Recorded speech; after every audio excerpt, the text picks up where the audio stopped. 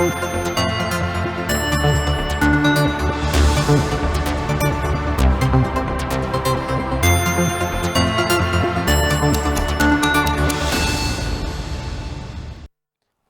ይስጥልን ተመልካቾች፣ ከትግራይ ቴሌቪዥን የሚተላለፍ የአማርኛ ቋንቋ ዜናችን አሁን ጀምሯል። ከዜናዎቹ ጋር በእምነት ሰለሞን ነኝ። በደቡብ ኢትዮጵያ በጂንካ ከተማ የተከሰተው የማርበርግ ቫይረስ በሽታ የተያዙ ሰዎች በአማካይ 50 በመቶ የመሞት እድል እንዳላቸው ተገለጸ። የመተላለፊያ መንገዶቹ በትንፋሽ ሳይሆን በንክኪ በመሆኑ ከፍተኛ ጥንቃቄ በማድረግ በሽታውን መከላከል እንደሚቻልም ተገልጿል። ማዕድ ኃይለ ተጨማሪ ይዛለች። በደቡብ ኢትዮጵያ በጂንካ ከተማ የተከሰተው የማርበርግ ቫይረስ በሽታ የሕክምና ባለሙያዎችን ጨምሮ ሰዎች መግደሉ የጤና ጥበቃ ሚኒስቴር ከሳምንት በፊት ባወጣው መግለጫ ማሳወቁን ይታወሳል። ታዲያ ይህ በደቡብ ኢትዮጵያ በጂንካ ከተማ የታየውን የማርበርግ ቫይረስ ለመጀመሪያ ጊዜ የታየው በጀርመን ማርበርግ ከተማ መሆኑን በማስታወስ እንዲሁም የተለያዩ ምልክቶች አሉት ሲሉ በአይደር ኮምፕሬሄንሲቭ ስፔሻላይዝድ ሆስፒታል የህፃናትና ታዳጊዎች ስፔሻላይዝድ ዶክተር እዝራ ፋንታሁን ይገልጻሉ። ማርበርግ ቫይረስ ለመጀመሪያ ጊዜ በዓለማችን የተከሰተው በ1967 በጀርመን ማርበርግ ከተማ ነበር። በዛም ጊዜም ሳይንቲስቶች በጦጣዎች የሚሰሩ የክታበት ለማግኘት በሚጥሩበት ሰዓት ከእንስሳዎቹ ወደ ሳይንቲስቶቹ ነበር መጀመሪያ ጊዜ የተላለፈው። ስለዚህ በበሽታው የተያዘ ሰው ሊያሳያቸው የሚችሉ ምልክቶች ከፍተኛ የሆነ ሙቀት፣ የማንቀጥቀጥ እንዲሁም ማቅለሽለሽ፣ ትውከት፣ ተቅማጥ እንዲሁም ባስ እያለ ሲመጣም በአፍንጫ በአፍ መድማት እንዲሁም ደም የቀላቀለ ትውከትና ተቅማጥም ሊያስከትል ይችላል። በቆዳም የተለያዩ የመድማት ምልክቶችም ሊያሳይ ይችላል። ከዛም በተጨማሪ በጉበት፣ በኩላሊት፣ በልብና በጭንቅላታችንም ጉዳት ሊያስከትል ይችላል። እስከ ሞት የሚያደርስም ሊሆን ይችላል። በማርበርግ በሽታ የተያዙ ሰዎች በአማካኝ 50 በመቶ የመሞት እድል እንዳላቸው የገለጹት ዶክተር እዝራ ፋንታሁን የመተላለፊያ መንገዶቹ ደግሞ በትንፋሽ ሳይሆን በንክኪ በመሆኑ ከፍተኛ ጥንቃቄ በማድረግ በሽታውን መከላከል እንደሚቻልም ያብራራሉ።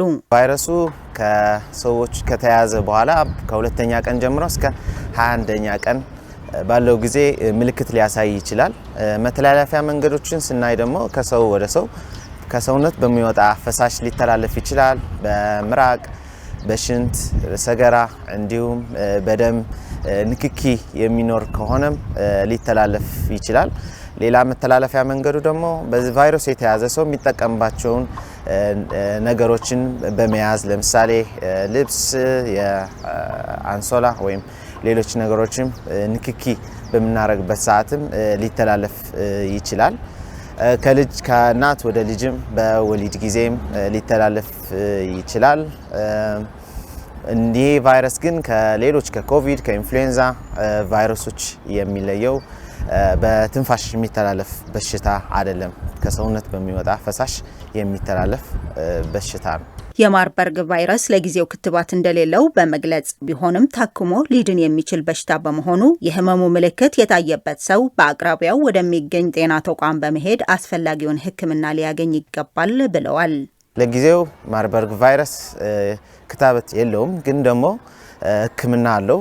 እንደ ፈሳሽ መስጠት፣ ደም ማነስ ካለም ደም መስጠት እንዲሁም በቫይረሱ የመተንፈስ ችግር ካጋጠመ የመተንፈስ አጋዥ የሆኑ ማስተንፈሻ ነገሮችን መስጠት የመሳሰሉት ህክምናዎች ይሰጣሉ። ስለዚህ በተለይ ህብረተሰባችን በእነዚህ ቫይረስ ከተጠቁ አካባቢዎች የሚመጣ ሰው ንክኪ ካለው ወይም ደግሞ ከዛም የሚመጣ ከሆነ እነዚህ ምልክቶች ካሉት ወደ አቅራቢያው የሚገኝ መለያ ጣቢያዎች ወይም ደግሞ የሚመለከታቸውን አካሎች ሪፖርት አድርጎ እነዚህን ህክምና ማግኘት አለበት። የራያ አላማጣ አርሶ አደሮች የደረሱ ሰብሎቻቸውን በመሰብሰብ የመስኖ ልማት ስራ መጀመራቸውን ተገለጸ። የትግራይ ደቡባዊ ዞን ራያ አዘቦ አርሶ አደሮች የደረሱ ሰብሎችን በመሰብሰብ የተለያዩ አትክልትና ፍራፍሬዎችን በመስኖ ማልማት መጀመራቸውን ተገልጿል። አርሶ አደሮቹ የደረሱ ዝርቶች ፈጥነው በመሰብሰብ በራስ ተነሳሽነት በቆፈሯቸው 172 የውሃ ጉድጓዶች 524 ሄክታር መሬት በመስኖ ለማልማት እቅድ ተይዞ እስካሁን ድረስ 426 ሄክታር መሬት ማልማት እንደተጀመረ የገለጹት የወረዳው የኢኮኖሚ ዘርፍ ጽሕፈት ቤት የስነ ዝርት ባለሙያ አቶ ብርሃኑ ተሻገር ይህ በመስኖ የማልማት ስራ ተጠናክሮ እንዲቀጥል የሚጠበቅ መሆኑን አስረድተዋል። በ2017-18 የምርት ዘመን ሊሰበሰብ በእቅድ ከተያዘ ምርት 72 በመቶ በአግባቡ መጠናቀቁን የገለጹት ባለሙያው ዝናብ ቆይቶ በመጀመሩና ፈጥኖም በማቋረጡ እንዲሁም በበረድ በአዝርዕት ተባይና ሌሎች ተፈጥሯዊ አደጋዎች ሳቢያ ምርት ለመቀነስ ዋነኛ ምክንያቶች እንደነበሩም ገልጸዋል።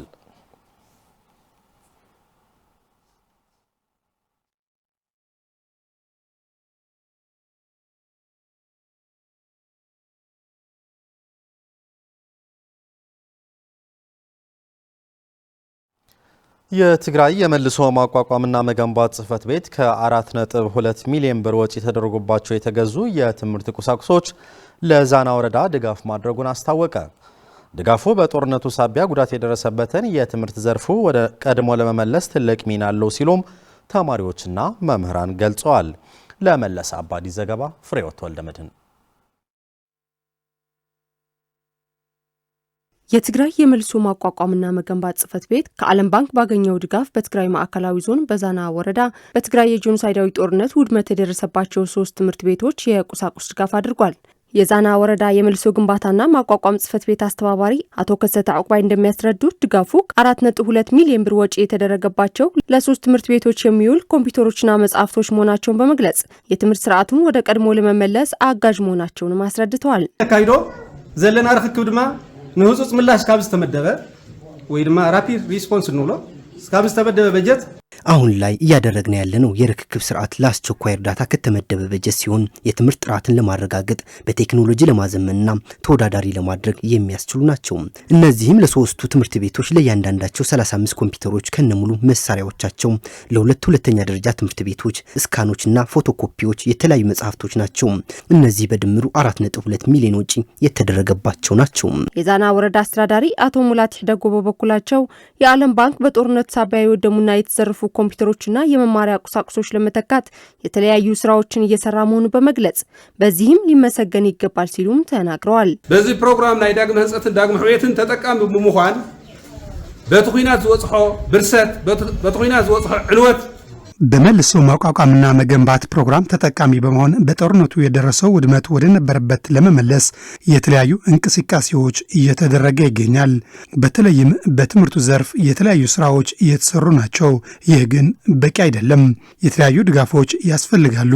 አሁን ለተደረገው ድጋፍ ግን ከልብ ማመስገን እንወዳለን። በትምህርት ቤቱ የሚማሩ ተማሪዎችና መምህራን በበኩላቸው በዓለም ባንክ አማካኝነት የተደረገው የኮምፒውተር ድጋፍ የትምህርት ጥራትን ለማረጋገጥ አጋዥ መሆኑ በመግለጽ ነገር ግን በጦርነቱ ሳቢያ የትምህርት ቤቱ የመብራት አገልግሎት መቋረጡን ተከትሎ የተደረገው ድጋፍ አገልግሎት ላይ እንዲውል በትምህርት ቤቷ የመብራት አገልግሎት ሊጀመር እንደሚገባም ተናግረዋል። ሐገዝ ጣዕሚና ነመስግን ንሕና ቤት ትምህርት እዚህ ገርና ዘላ ኮምፒውተር ሐገዝ ለተደረገልን የኮምፒውተር ድጋፍ ከልብ ማመስገን እፈልጋለሁ።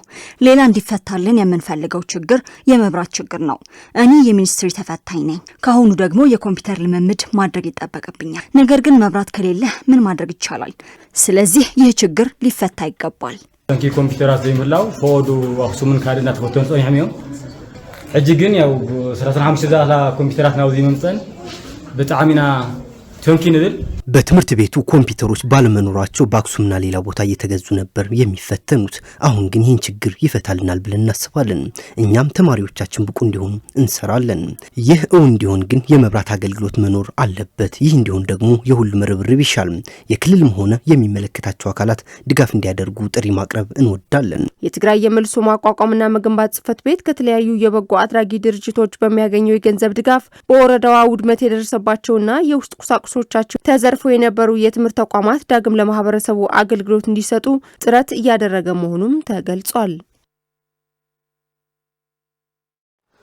የትግራይ ማህበራዊ ረድኤት ማረት ተቋም ከ2000 በላይ የቤተሰብ አስተዳዳሪዎችን ተጠቃሚ የሚያደርግ ከ2.1 ሚሊዮን ዩሮ በላይ በጀት በመመደብ አዲስ የመልሶ ማገገም መርሃ ግብር ይፋ አደረገ። ማረት ከጣሊያን ማህበራዊ ልማት ኤጀንሲና ኦክስፋም ባገኘው ድጋፍ የሚተገበር ይህ አዲስ የመልሶ ማገገም መርሃ ግብር ይፋዊ የማብሰሪያ መድረክ ተካሂዷል። ሙሉ ብርሃን ዳርጌ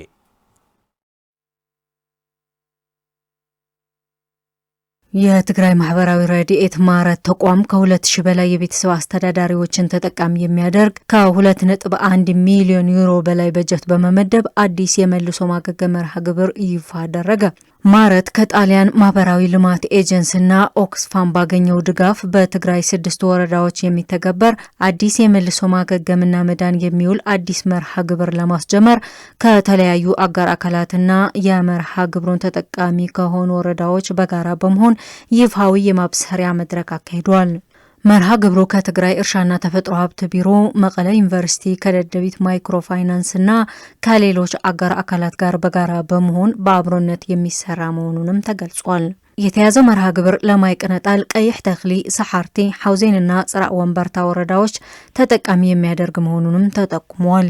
በእርሻና ስነ አመጋገብ ማጠናከር፣ በጦርነት ለተጎዱ ሴቶች ኢኮኖሚ ማጎልበትና እንዲሁም ከፋይናንስ ተቋማት በጋራ በመስራት የገበያ መረጋጋት በመፍጠር ረገድ ትኩረት የሚያደርግ መሆኑንም ተገልጿል።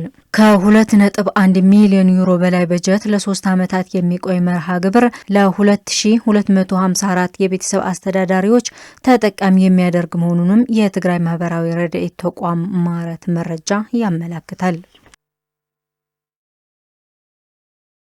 ዜናዎቻችን ይቀጥላሉ።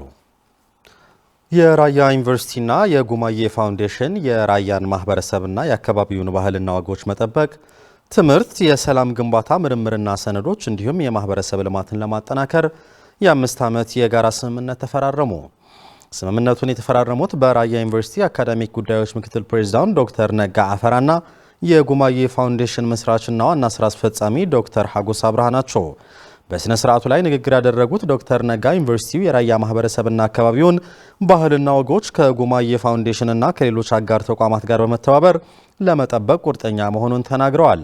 በፊርማ ስነ ስርዓቱ ላይ የጉማዬ ፋውንዴሽን ዲኖች፣ ዳይሬክተሮችና አስፈጻሚዎች እንዲሁም የቦርድ አባላት ተገኝተዋል ሲል ራያ ዩኒቨርሲቲ ዘግቧል።